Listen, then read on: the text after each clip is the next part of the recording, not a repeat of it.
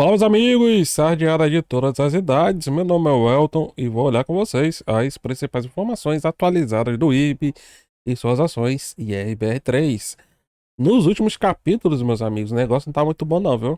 O ativo tá aqui operando próximo da sua mínima histórica. No momento que eu tô gravando, tá aqui, ó, 74 centavos. Então, para quem não acreditava que IRB ia chegar na região dos 70, chegou. E no último pregão, tentou passar dessa linha branca, ó, que é a média de 9 períodos. Então, significa que é a média em que o preço foi negociado aqui, como eu estou no gráfico diário, nos últimos 9 dias. Então, se o preço ele fica acima dessa média, sinaliza que pelo menos nos últimos 9 dias, os compradores estão colocando o preço acima da média de negociação. Então, isso mostra uma reação compradora, força compradora no curto prazo. Só que nem isso os compradores estão conseguindo colocar. Toca na média branca e o preço cai. Então sinaliza aqui que os vendedores, os vendidos, estão dominando totalmente o papel, certo? O volume também está muito fraco. Média de negociação, 53 milhões de reais. E no último pregão, movimentou lá 49. No contexto geral, o negócio também não está muito bom. Ibov, principal índice da nossa bolsa, tá vindo aqui operando em região de mínima. Se perder essa zona aqui, que é a região dos 108 mil pontos, pode cair aí com um pouquinho mais de força. E a próxima parada seria ali na região dos 100 mil pontos, certo?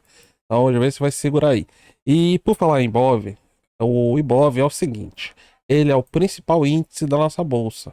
Como é que é formado o Ibov? Eu trouxe aqui para vocês visualizarem. Deixa eu fechar aqui. Deixa eu ver se abriu. Pra mim tinha bloqueado, tinha travado, mas não abriu. Ó. Pronto. O Ibov é o seguinte: é uma carteira teórica. Ou seja, é uma junção de várias empresas com um determinado peso. E a junção de todas essas ações, teremos 100% do Ibovespa. Desses 100%, cada um vai ter um peso específico. Cada ação vai contar aqui com um determinado peso na movimentação do índice, certo? Então, a ação que tem o maior peso no Ibov são as ações da Vale. A Vale sozinha corresponde a 13,69% do Ibov, ó, que é justamente aqui, ó, graficamente, essa daqui. Em segundo lugar, temos as ações da Petrobras, Petri 4, 7,3%. Depois, Itaúsa, 6,1%. Petri 3, 4,79. Bradesco 4, 4,76. E assim sucessivamente. Só que no setor bancário, no setor de comércio, né, setor varejista, por exemplo, com Ambev, Localiza, temos aqui setor financeiro muito forte e setor de commodities como um todo. Só nesses setores aqui já teremos boa parte do peso do Ibovespa. Por isso que para quem opera o mercado, é importante ficar de olho em empresas como, por exemplo, Vale, Petrobras, Itaú, Bradesco, Ambev, Banco do Brasil, VEG, Apvida, Suzano, Raia Drogasil. Muitas vezes as pessoas não dão atenção para essas empresas, mas elas têm uma boa movimentação no Ibovespa. Então, qual a tendência? Se essas empresas estão caindo em bloco, a tendência é o Ibovespa afundar. Agora, se por exemplo, Vale está subindo, setor bancário, Bradesco, Banco do Brasil, Itaú naquele dia estão subindo. Mas, por exemplo, Petrobras está caindo, mesmo assim, o índice Ibovespa ainda pode estar bem positivo, por exemplo. Se, por exemplo, dessas ações com maiores pesos, apenas a Petrobras estiver caindo. Dá para ter um dia aí tranquilo, 1, alguma coisa, 2% de alta. E quando esses papéis eles estão bem fortes, são aqueles dias que nós vamos ter Ibovespa subindo aí 2 e pouco, 3%. É aquele pipoco do trovão. Por isso é importante conhecer o que é o Ibovespa, porque as principais ações, as ações com mais liquidez, estão listadas nele. Só que qual é a questão? O Ibovespa, ele não é imutável, ele sofre atualizações periodicamente. Então, por exemplo, a carteira atual, essa composição que eu mostrei para vocês atualmente, ela perdura entre setembro e dezembro. Aí no primeiro pregão do último mês de vigência, que no caso aqui é setembro, há a divulgação de uma prévia de como vai ser a próxima composição do índice. Ou seja, a que vai vigorar entre janeiro e abril. Aí depois nós temos uma entre maio e agosto. E posteriormente mais outra em setembro e dezembro. E aí vai indo. O Ibov ele é rebalanceado durante 3 vezes ao longo do ano, certo?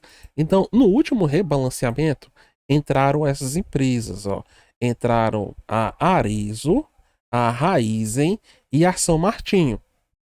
E saiu a JHSF. Se você não sabia, JHSF não faz mais parte do Ibovespa. Saiu. Deu uma saidinha agora. Então, a expectativa para a próxima composição do Ibovespa passa justamente pela expectativa de saída da Positivo, as ações POSI3. Aí vamos ver, por exemplo, qual é o peso da composição da Positivo no Ibovespa. Geralmente essas empresas que saem, que têm as ações deslistadas do Ibovespa e não fazem mais do índice Ibovespa, fazem parte do índice Ibovespa, elas tendem a ficar menos interessantes para o mercado. Por quê? Porque essa composição que eu estou mostrando para vocês, ó, ela geralmente é replicada por muitas carteiras de fundo, alguns ETFs também, por exemplo, para tentar acompanhar a evolução do índice Bovespa. Ele cria aqui uma carteira, por exemplo, em que 13,7% é da Vale, 7,3% das ações Petri 4, 6,1% do YouTube. Então ele sai pegando essa composição do Ibovespa, o percentual de cada ação do Ibovespa, e monta uma de suas carteiras, por exemplo, para manter uma certa rentabilidade que vai acompanhar o Ibovespa. Então, saindo uma ação aqui do Ibovespa, tende a ela ser um pouco esquecida, jogada de lado pelo mercado por esse motivo.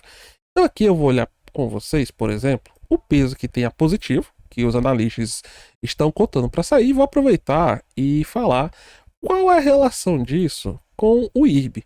É o seguinte, ó, porque a Positivo, IRB e Cash 3 são justamente as três ações, os três ativos com menor peso no Ibovespa. A POSI 3 tem um peso de 0,4%, assim como o Cash 3 e o IRB 0,7%. 0,7% do Ibovespa corresponde ao peso do IRB. E qual é a questão, meus amigos? O IRB aumentou bastante a quantidade de ações em circulação e as suas ações, cotação, despincaram. Então, positivo, há um consenso que ela vai sair. Pelo menos é o que está aqui, ó, na matéria da Infomoney, que trata de que os analistas do Bank of America, Itaú, Morgan Stanley, XP e Genial apontam que nenhuma ação vai entrar no índice Bovespa dessa vez. Da última vez entraram 3 e desta vez deve sair a positivo, certo? Só que alguns analistas especulam que outras ações podem chegar a sair também, ó. Como, por exemplo, EZTEC, Eco Rodovias e CSN Mineração. Aqui, o Morgan Stanley acha que a EZTEC escapou por pouco, então não deve sair. Só que o BBA, ó, se eu não me engano, o BBA aqui é o Itaú.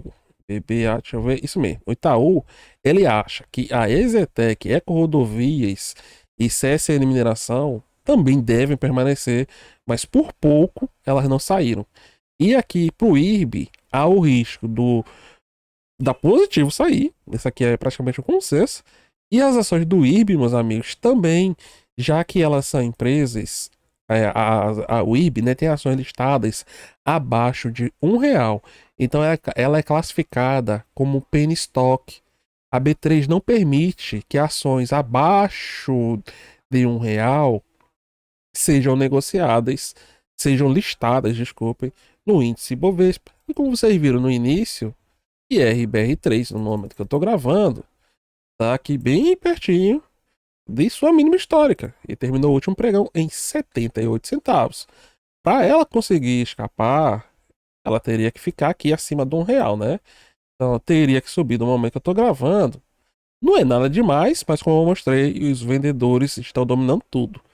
Deveria subir aqui pelo menos 29%, mas eu vou arredondar, claro, para 30%. A uma ação que nas últimas subidas conseguiu subir aqui, deixa eu ver. Última vez que subiu 22, devolveu tudo. Aqui chegou a subir 26, devolveu tudo. E da última vez que subiu, bateu 74 centavos. Aí subiu até os 84. 84, que foi a máxima do último pregão, subiu 3% e já tá querendo devolver tudo. Então vejo que cada vez menos os vendedores, os compradores, desculpa, estão conseguindo subir menos o preço, certo? Então o negócio aqui tá meio feio. Então pode ser que na primeira prévia, certo? Que vai ser divulgado ali no dia primeiro, temos aqui, ó, no dia primeiro, o IRB ele saia justamente devido a esse motivo. As próximas prévias serão divulgadas nos dias 16 e a última prévia, que é a prévia definitiva, será divulgada no dia 29 de dezembro. Então, ao longo desse período aqui, o mês de dezembro vai ser muito importante porque no dia 1º, no dia 16 e até o dia 29 podem ocorrer alterações na prévia. Por exemplo, na prévia do dia 1º pode constar apenas positiva e as ações do IRB não constarem. Mas até dia 16, dia 29, ainda há a possibilidade dela ser incluída, principalmente se ela for enquadrada na regra de penny stock. Só que como a regra da penny stock é bem claro, ela fala assim, olha, não pode ter ação listada no índice Ibovespa abaixo do R$ 1. Então pode ser que nesse primeiro momento, no dia 1º, já apareçam as ações IRBR3. Sendo que, ó, a IRBR3 sendo excluída, né? Sendo que agora, a IRBR3 já está durante 15 pregões consecutivos sendo negociada abaixo de R$ 1. E a regra da penny stock da B3 veda qualquer ação de ser negociada durante mais de 30 pregões, certo? Então aqui já negociou metade. Em relação à quantidade das ações alugadas do IRB, preço médio está nos 87 centavos, cada vez caindo mais, acompanhando o preço das ações caindo, e os aluguéis subiram consideravelmente nas últimas semanas, atingindo ali 362 milhões de papéis na máxima, e na quinta-feira estava lá em 351 milhões, o que voltou a subir também. Taxa do aluguel já está aqui acima dos 10%. Então vejo que os vendedores estão aumentando posições vendidas. Estão voltando, ó, aqui aos patamares de aluguéis que tinham ali, ó, no final de agosto e início de setembro.